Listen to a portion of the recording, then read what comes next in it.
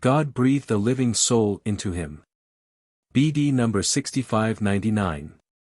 July 19, 1956. My eternal plan of salvation intends to bring about the deification of your souls, which indeed had once been divine and perfect beings, yet they forfeited this perfection of their own free will.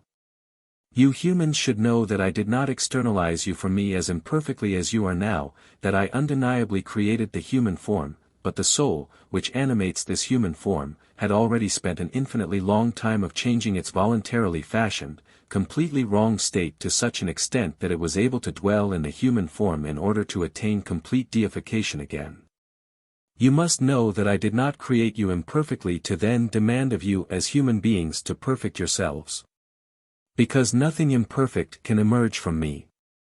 Once you are in possession of this knowledge, you will also consider your earthly existence from a different point of view. You will realize that it is not an end in itself but the means to an end. However, as long as you are lacking this knowledge, you justifiably believe that you may use your earthly life purely for the sake of improving your physical well-being. You believe that you may use your energy of life purely physically, even if you aspire to the goal that every individual person should improve himself ethically in order to achieve a better human race. But you don't understand the spiritual task of the individual yet. The human being himself is not the final goal, the existence as a human being is merely the final opportunity on this earth to reach the highest goal.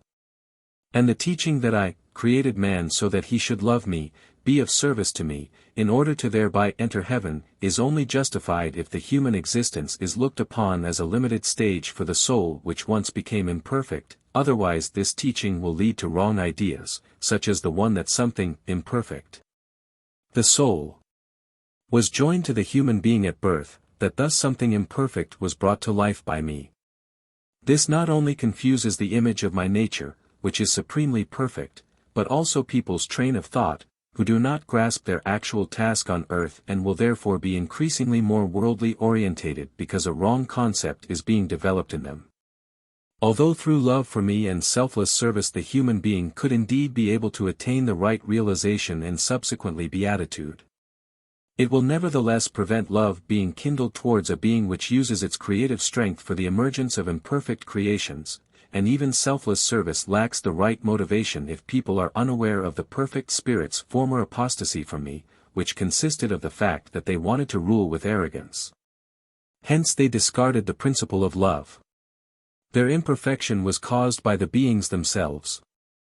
However, the fact that you are imperfect as a human being cannot be doubted, and therefore you must first try to ascertain the reason for your imperfection and not be satisfied with the explanation that I created you the way you are on earth now. But the latter is endorsed by all those who portray the act of creation of the human being such that a soul is created at the same time for this human being, which they deem they can justify on account of the words, God breathed a living soul into him. The fact that this living soul is a formerly fallen original spirit is not known to them.